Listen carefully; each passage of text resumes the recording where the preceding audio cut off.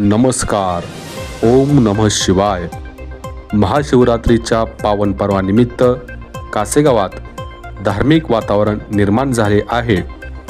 दरवर्षी गावातील सर्व मंदिरे आतून बाहेरून स्वच्छ करून सजवली जातात. मात्र यंदा 12व्या शतकातील हेमाडपंथी शैलीतील राज्य संरक्षित श्री शंभू महादेव मंदिरात सुरू असलेल्या जीर्णोद्धार कामामुळे पारंपरिक स्वच्छता आणि सजावट पूर्णपणे करता आलेली नाही. यादवकालीन काळात उभारलेले हे मंदिर आपल्या वैशिष्ट्यपूर्ण स्थापत्य कलेसाठी प्रसिद्ध आहे.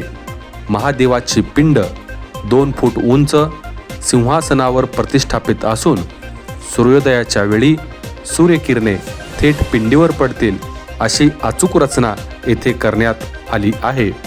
कोरीव दगडी खांब, सुबक नक्षीकाम, शिखरावरील देवदेवतांच्या मूर्ती आणि दोन्ही बाजूंना कोरलेले सिंह मंदिराच्या भव्यतेची साक्ष देतात.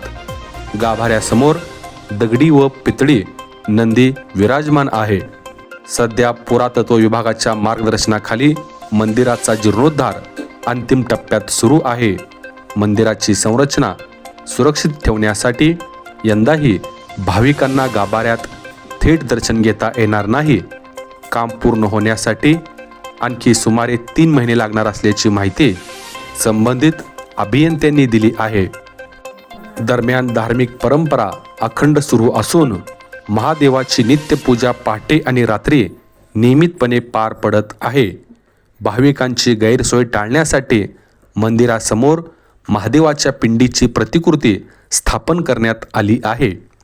महाशिवरात्रीनिमित्त विशेष अभिषेक आणि आरती याच ठिकाणी होणार असून पंचक्रोशीतील भाविकांची मोठी गर्दी होत आहे. महाशिवरात्रीच्या निमित्ताने श्रद्धा, परंपरा आणि सांस्कृतिक वारसा जपणारे कासेगाव पुन्हा एकदा भक्तिभावाने न्हावून निघत आहे. ओम नमः शिवाय.